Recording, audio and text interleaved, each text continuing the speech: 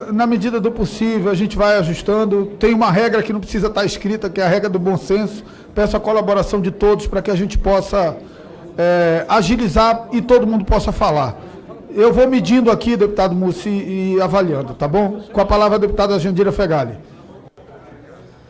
Presidente, eu quero cumprimentá-lo, cumprimentar o ministro e o secretário e a equipe. Primeiro-ministro, acho que os representantes aqui do povo brasileiro e da população brasileira precisariam, no mínimo, ficarem chocados com o que viram e ouviram hoje aqui na apresentação da equipe do governo. Se não há desconhecimento e não há má-fé, nós precisaríamos interpretar a apresentação do governo como um projeto claro de eliminação da Previdência Pública brasileira. Porque, obviamente, decretar que esse sistema está falido é uma decretação de quem ou não conhece o sistema, não conhece o histórico da Previdência Social brasileira e a construção que se fez na Constituição, ou, de fato, aponta para um projeto claro. Aliás, está escrito na lâmina da capitalização, que é o modelo alternativo ao atual modelo brasileiro. Se ele é alternativo, ele substitui o modelo de seguridade pelo modelo de capitalização. E eu ouso afirmar aqui, como quem trabalha nesse tema há 30 anos, de que esse é um modelo absolutamente sustentável, porque ele é um modelo quadripartite. Ele não apenas tem a contribuição dos trabalhadores, dos empregadores e da União, porque a União está na Constituição como contribuidora, e ela nunca passou de 1/3, mesmo nos momentos de maior crise, nunca passou de 29% nos momentos de maior crise, mas também tributa o capital, através das contribuições sociais que são colocadas sobre o faturamento e lucro das empresas. E a substituição que é proposta é dizer para o cidadão o seguinte: nada disso mais contribui para sustentar a Seguridade Social brasileira, e agora vai você, cidadão, você sozinho, que é o que se aponta, lá para o banco, resolver sua vida. Poupar o que puder, quando puder, você e o banco, e você que se vire. E lá na frente, se não for possível bancar o seu salário mínimo, o Tesouro entra. O Tesouro não pode entrar agora para bancar a pensão por morte de um salário. O Tesouro não pode entrar agora para bancar o BPC de um salário mínimo a partir de 65, mas pode entrar quando tiver no banco privado para garantir um salário mínimo no regime de grande lucratividade do sistema financeiro brasileiro. E o que é que se diz para a sociedade? Nós estamos acabando com os privilégios.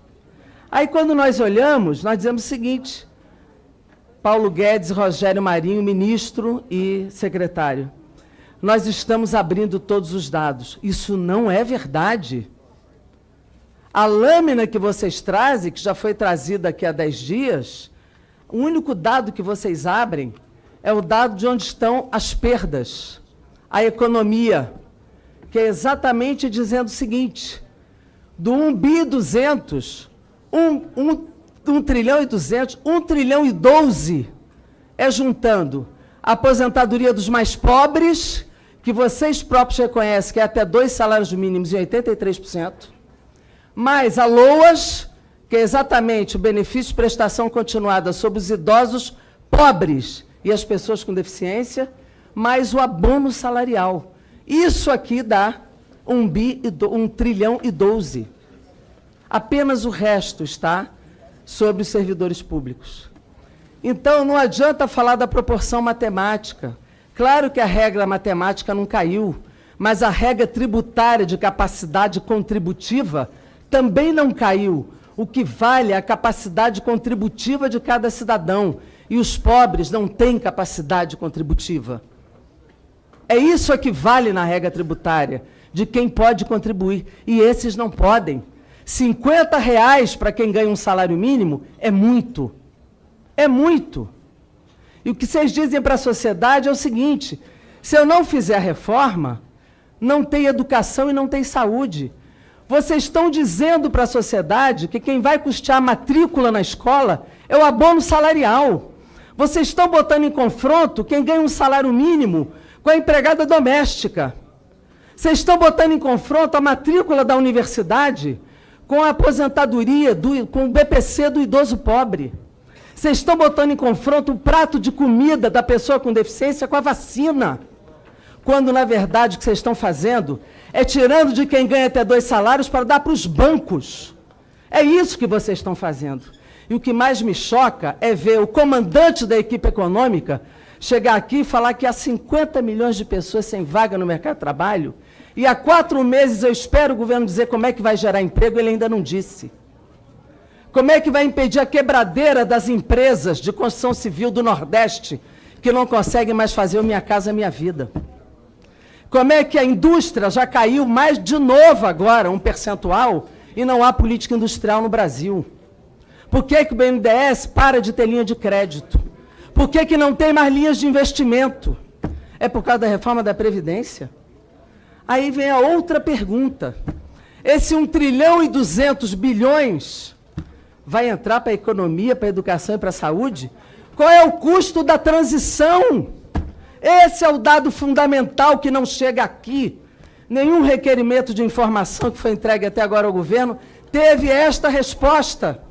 O custo da transição de um modelo para o outro vai comer muito mais em 10 anos do que 1,2 trilhão. Todas as previdências até agora que foram para a capitalização tinham uma previsão, que aliás até agora vocês não deram qual é, só na Argentina foi 18 vezes maior do que o previsto. Na Bolívia foi 2,5 vezes maior. Na Polônia foi 14% do PIB. No Chile foi 18 vezes o PIB. Qual é o custo da transição desse regime no Brasil?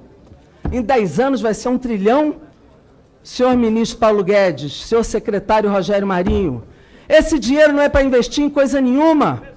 Como é que vai custear o atual sistema de aposentados e pensionistas com 1 trilhão, se nós não sabemos qual é o custo dessa transição?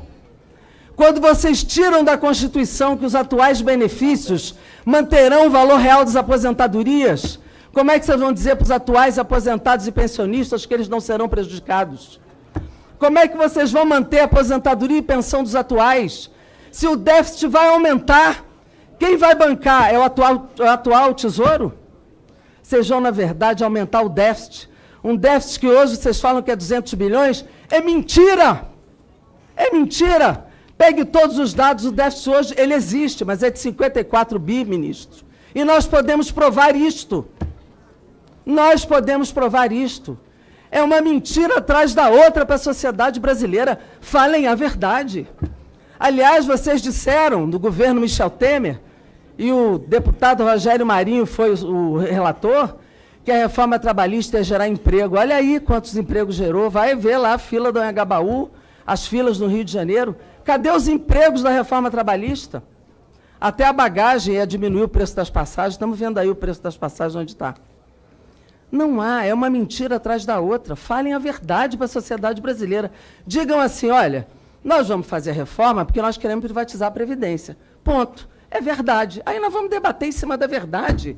Mas mentir não dá. Que isso aqui é para salvar a economia. Qual é a proposta? Quer salvar a economia? Vamos fazer a reforma tributária, nós topamos. Vamos fazer lucros e dividendos, vamos fazer imposto sobre grande fortuna, vamos fazer reforma tributária de verdade. Parem de gerar chantagem sobre os governadores.